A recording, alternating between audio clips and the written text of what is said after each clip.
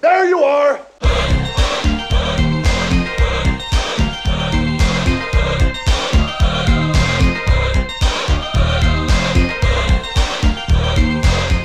Vampire's Kiss. What the hell is that? I don't know, is it like being kissed from a rose by Seal from the film Batman Forever? Kissed by a rose. You know, I've never been kissed by a rose. Have you been kissed from a rose? No. And I've never been kissed by a vampire. Well, no, I've been attacked horrifically and tragically by a vampire when it bit my neck. That brings us to a special movie here called Vampire's Kiss. Nicolas Cage, dare I say, one of his best roles of all time. I think it's his best performance in a very storied yet varied career. This is right on top. It's among his best. Yeah, I agree. So what we're going to do, we're starting a new series called A Second Look. It's what we think are forgotten films that we think are gems, and they still hold up. And this is definitely one of them. Vampire's Kiss from 1989. I just did a rewatch of it, and it's fantastic. There's a lot going on in this film, which we'll dive into later.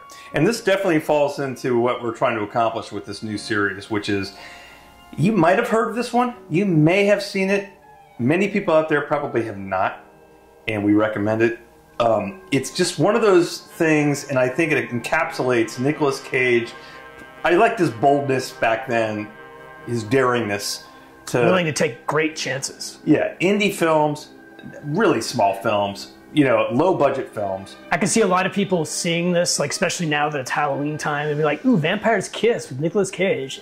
That sounds cool. There were no vampires in that. How lame. You know what? And they wouldn't be half wrong. Here's the thing. Nicolas Cage, let's give you a little breakdown here of what he was doing. His first break really was around the time of like 82, 83. He was in Fast Times at Ridgemont High, although you may not know that. He was called named Nicholas Coppola then. Because he's the nephew of Francis Ford. Which, good on him, right? Changed his name. The other thing is that he ended up on the editing room floor and really wasn't in Fast Times at Ridgemont High. Well, but he is in the movie, briefly. Blink and you'll miss him. Very briefly. Just put your little hand back in the cash register and give me my $2.75 back, please, Brad. And he did a few other movies back then. He really, I think, became at least recognizable in the movie Valley Girl. Yeah, I think that was his like big breakout role. Hot, very hot. He did a movie called Birdie. Yeah! I really like Birdie. Really interesting role. And again, he was picking these roles that were sort of unique for a starting out actor. And he was making a name for himself. Yeah, definitely. Which would reach fruition around 1987 with the Coen brothers. Raising Arizona. A movie whose style is just as over the top as its lead actor. Yep. But that's for another discussion. Yep. I've been taking these Huggies and whatever cash you got. And when did he do Wild at Heart? Was that? After this movie. Okay. In 1990. So you got to respect the guy who was doing movies like Raising Arizona and Moonstruck. I'm in love with you. Snap out of it! But then he does something like this. Completely out of left field. Yeah, completely out of left field. A Renfield. This movie's got a lot of interesting points, and we'll get to those. Who directed this movie? Robert Bierman. He's an English director. He did a short film in '79. He did TV work. And he did this film. And then he didn't do anything a lot after. He just went back to TV. Okay.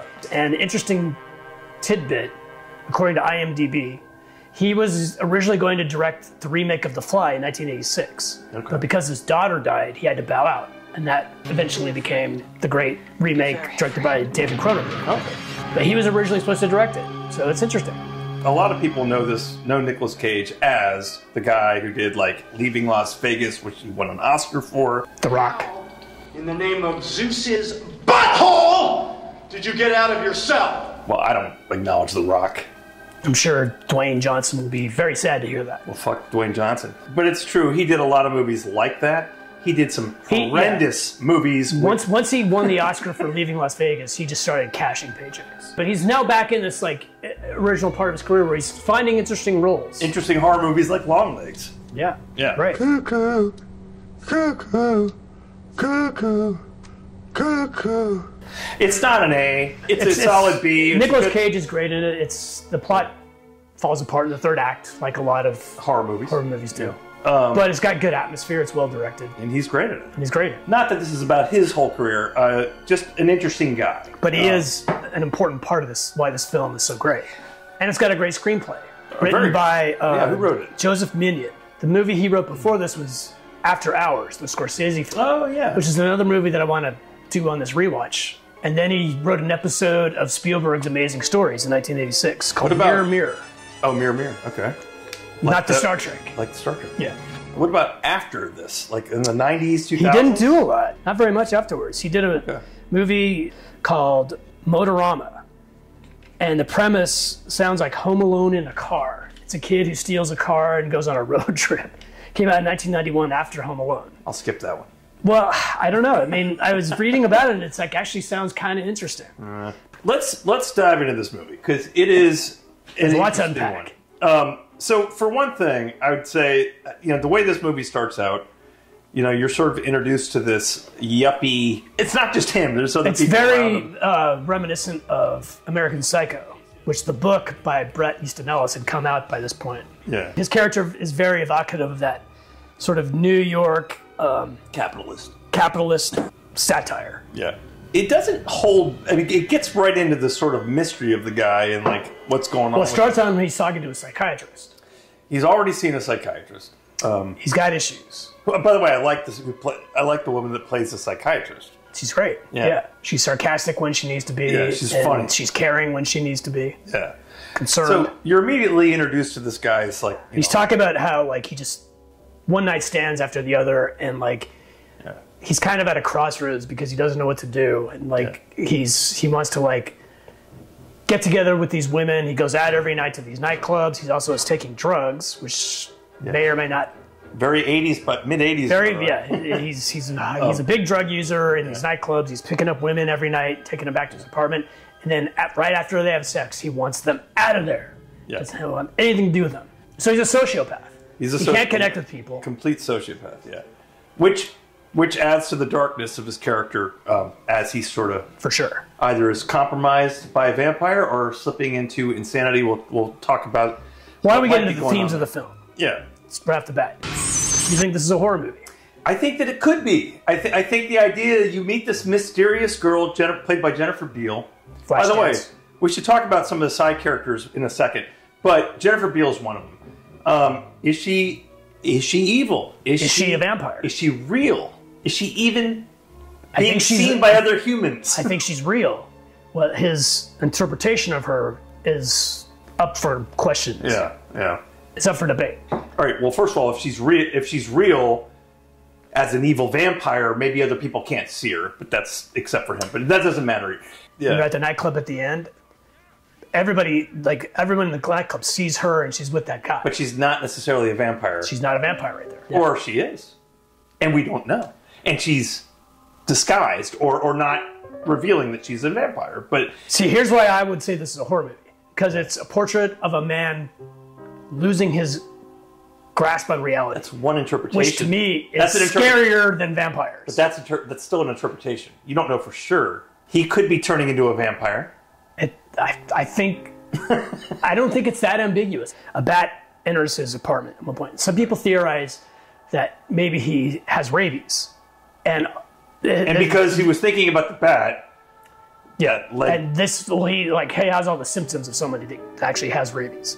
Right, he's losing his mental. The rabies has affected his mental capacity. But because there was a bat, he interprets extrapolating with vampirism. Right. Yes. You were talking about themes, so talk about more about the themes of the movie. Well, there's lots of themes, but the main theme is a man or a person possibly completely losing their grasp of reality. Yes. Going insane. And to me, that's why this is a horror movie. Right. It's a dark comedy for sure, but that's what makes it a horror movie.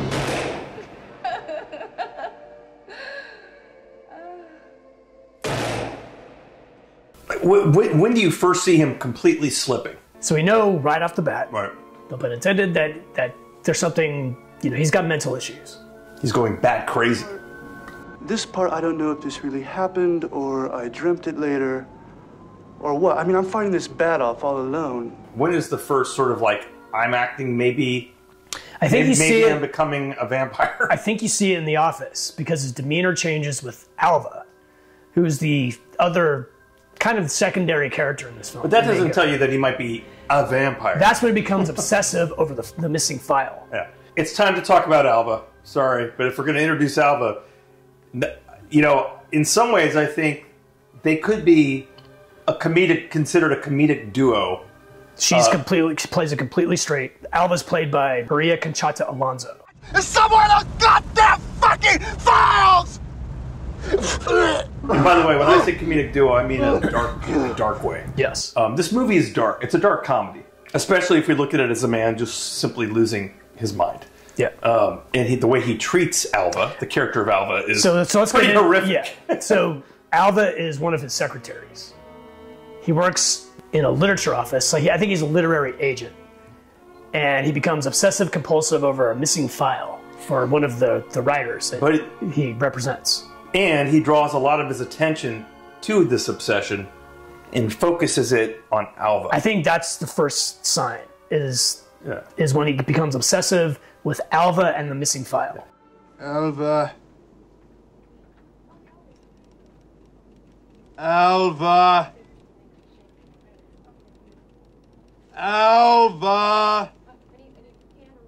Alva. Alva. Alva. One of my favorite moments is when he just is talking to the psychiatrist. Again, I think there's a lot of comedy that grows with that. But when he just doesn't understand how somebody can misfile something. Yeah. And he's talking to the psychiatrist. Like it's her fault. You just put it in the right file, according to alphabetical order. You know, A, B, C, D, E, F, G, Peter. H, I, J, K, L, M, N, O, P, Peter. Q, R, S, T, U, V, W, X, Y, Z. Huh? That's all you have to do. Very good. You know your alphabet. I never misspelled anything. Not once, not one time. He does the entire Do alphabet. you think that was like all Nicolas Cage? Yes. And there's just some moments like that. It's levity in this dark comedy. And I do think he improv'd it, and I do think that is just great Nicolas Cage. So that focus, that obsession, turns pretty dark. Yeah, it does. I mean, obviously emotional abuse, bordering on psychological abuse. Psychological abuse, but again, some brilliant comedy kind of. Well, it eventually turns into physical abuse too. Oh, it does, yeah. But yeah, that's another theme. There's a definite dichotomy of race to a certain extent, because Alva's Latina. Yeah. There's also an element of class, because he's part of this sort of white upper class that can just get away with anything. There's a scene where he's like with his boss and his bosses, and they're all just laughing about the kind of crazy shit that he's doing. Well, you weren't there for the grand finale. She asked me for a raise. Can you believe it? HR obviously does not exist in this company that he works for in 1989. There's some interesting scenes there, little subtleties, where when that scene with all the guys where he's almost overreacting to what somebody said, is laughing. Yeah, right. You just see he's not quite stable. Yeah, right. Like I would marry these movies together as like a... Yeah, this would make a very good double feature. Yeah. For sure. And Fight Club. And Fight Club. With the theme of tethering reality. Yeah. And what is and what isn't real. Yeah. Another 10 years ahead of Fight Club. Yep. So a turning point in the movie is certainly once we know that he brings women back to his place. And a bat flies into... Yeah. The bat... But is the bat real? Well, that goes the back... The girl reacts to it, so the bat, I think, is manifested. Yeah, unless she's not there. Unless it's completely... She's there. The people who are real get their own scenes. Like you see Alva at her home. You see that girl at the bar. That's true. Before he stands her up. That's true. Yeah. You see the psychiatrist only with him. Do you see Jennifer Beal by herself though before? No, you only see her with him. Okay. In the bat scene with the other girl at his apartment, does the bat bite him? You never see a bite at all. Yeah, you never see it. Yeah.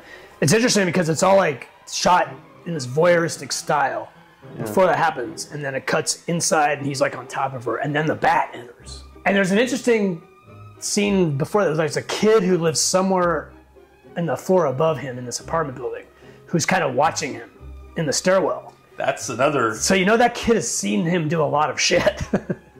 And is there something mysterious, you could read into that. But anyway. A lot of like good, like interesting world building if you want to think of it that way. Yeah. Everything, by the way, is shot on location. There's no sets. Right. Everything is shot completely on location, New York City and Manhattan. Yep. Looks great. In that scene is a young John Michael Higgins from Best in Show. He's talking to Nic Cage at the beginning of the scene before he leaves and goes and talks to Jennifer Beals. Yep. So that scene, that introduces the darkness of, was he compromised by a vampire? Is he becoming a vampire? And that is interwoven, this whole vampire thing is interwoven throughout this obsession of the file, and how he is slipping into a darker state, especially in terms of how he emotionally... An abusive state. Abuses Alva. Great moment. One of the best scene is the highlight of the entire film. There is no one else in this entire office that I could possibly ask to share such a horrible job. You're the lowest on the totem pole here, Alva. The lowest. Do you realize that? Every other secretary who's been here longer than you, Alva. Every one. And even if there was someone here who was here just one day longer than you, I still wouldn't ask that person to partake in such a miserable job as long as you were around. That's right, Alva. It's a horrible, horrible job, sifting through old contract after old contract. I couldn't think of a more horrible job if I wanted to. And you have to do it. You have to, or I'll fire you. Do you understand? Do you? The fact that he even gets darker, where he follows...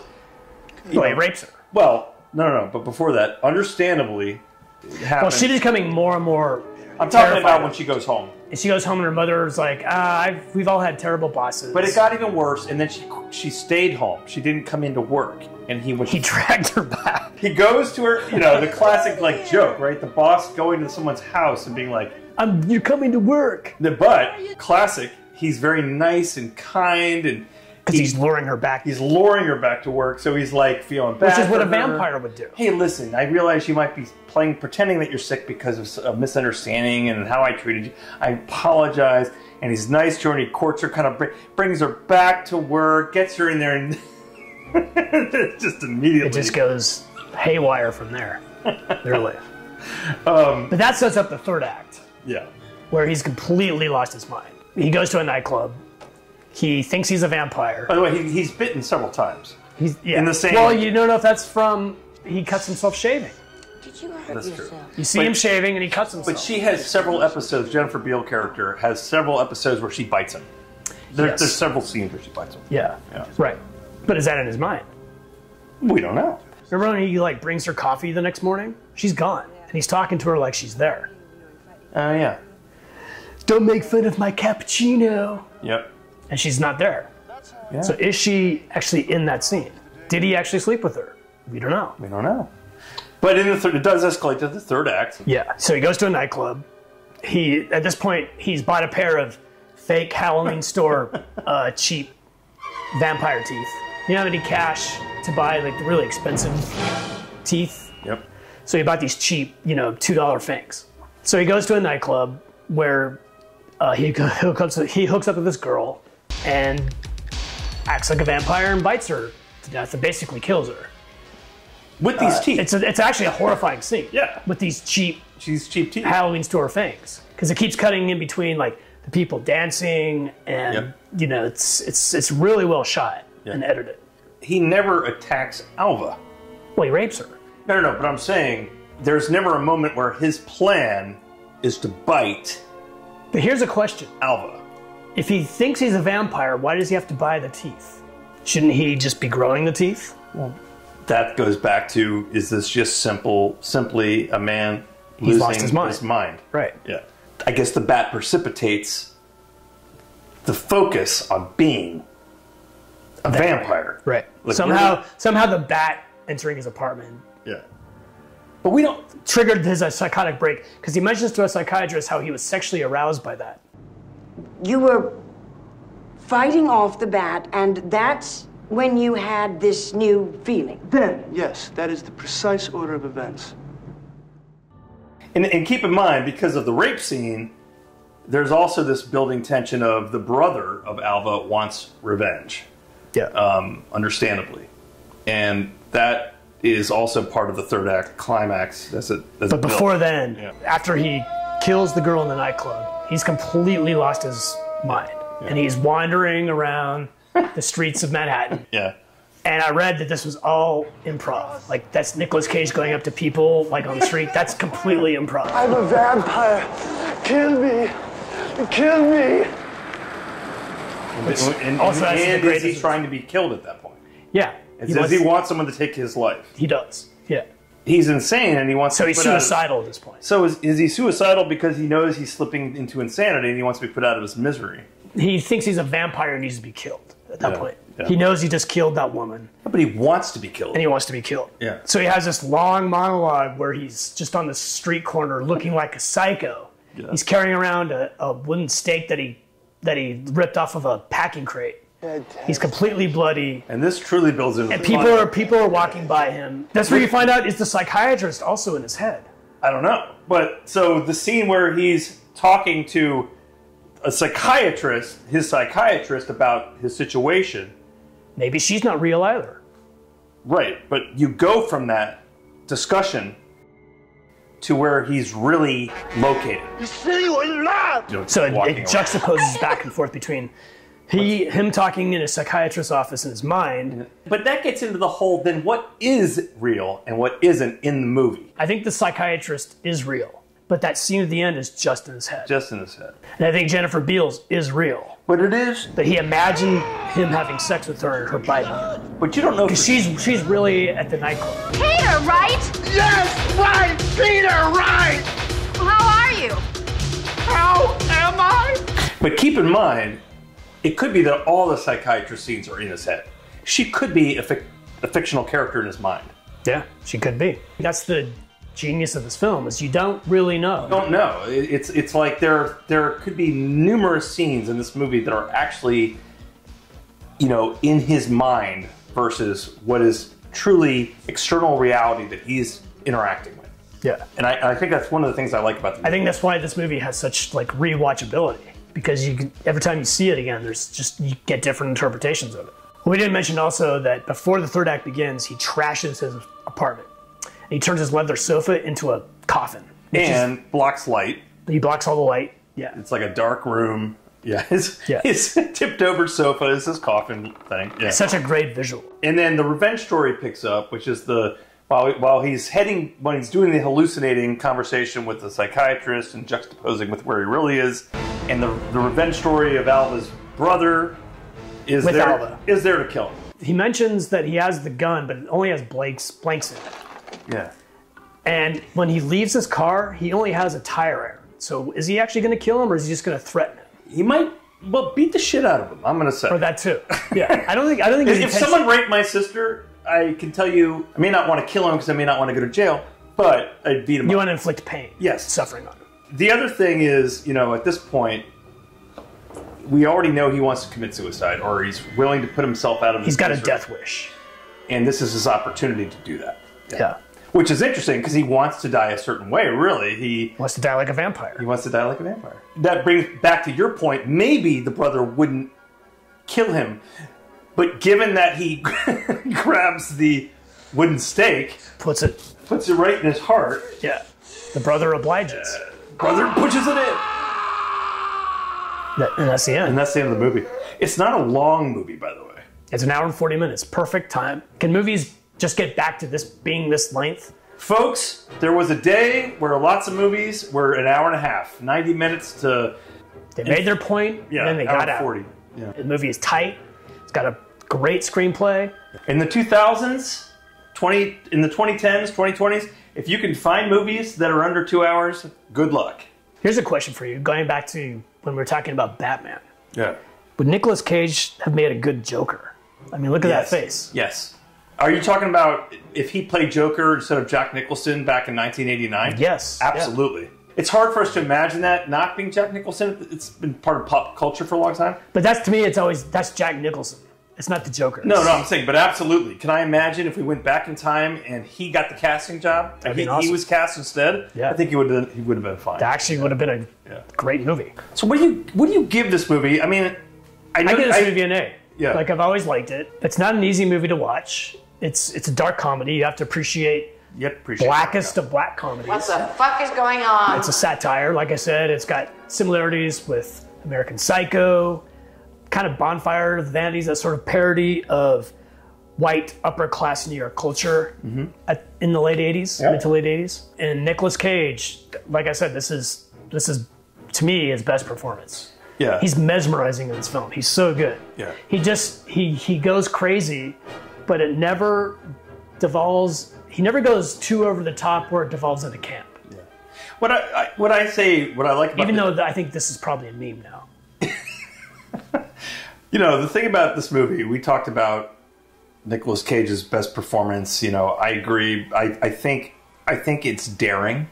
There's a scene where he eats a cricket or a cockroach. A cockroach, and it's pretty infamous now. If you don't know this, I read that it was Nicolas Cage's idea too. He committed, like it's an M&M. Like it's I mean, I don't think it was that pleasant, but he went for it. He was committed, like you said, and he's funny. He's funny. What do you think of his accent? Loved it. I don't even know what the hell it is. I'm Peter Lowe. Peter Lowe. Alva, I told you that I already checked those files. You don't? Am I getting through to you, Alva? We find out he's from Philadelphia at one point. But what is that accent exactly? It's a Nicolas Cage. Is it a snobbery? Maybe. Pomposity? Yeah. Could be like, yeah. A Winchestery? A privileged kind of accent. Yeah. Not the Boston sort of upper class thing happening. The Boston Brahmin. That's not that. It's something else. It's something in Nicolas Cage's head. That's what I think. This is my interpretation of white privilege. I say it's him going insane. It's part of that insanity. I'm not sure he always talked. This character always talked like that. Yeah, it's interesting. Yeah. I also give it an A. I give it 9.5 out of 10. It's a good. It's solid. If it was 2 hours, it wouldn't work. If it was 2.5 hours, it would definitely not work. It's the fact that it's just right. It's just right. It's a tight movie. It's well shot. It's well directed. Low budget. We didn't mention the score. I love the score. Yeah, it's interesting because it gets very bombastic and operatic with him because you're in his mind. So I think it's like emulating like classic Universal Dracula and monster movies.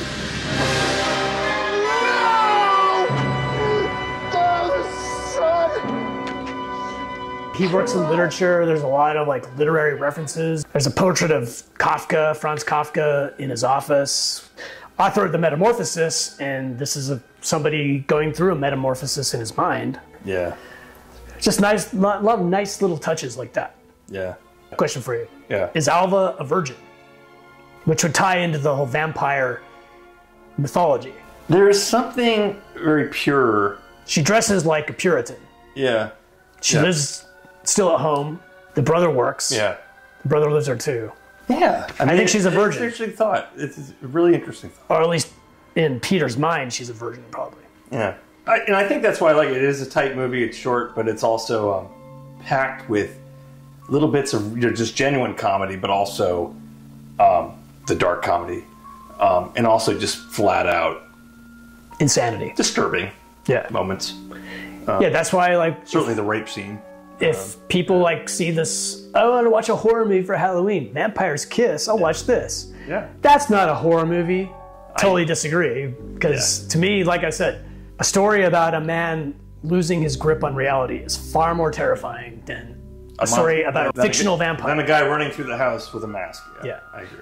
Definitely, this is a story of a man losing his mind that's done to comedic effect and horrific effect at the same time. Yep. So check it out if you haven't seen it. In the Nicolas Cage catalog, I would put it up there as one of the best.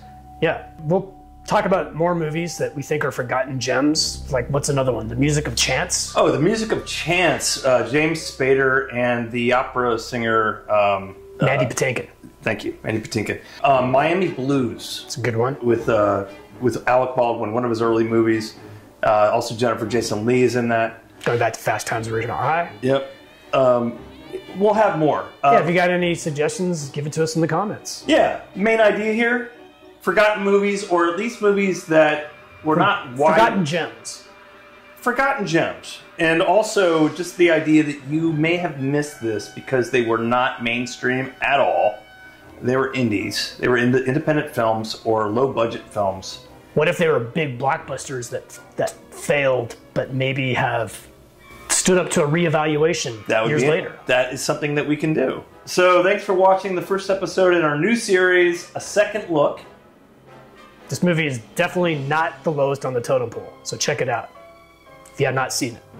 You're the lowest on the totem pole here, Alva. The lowest.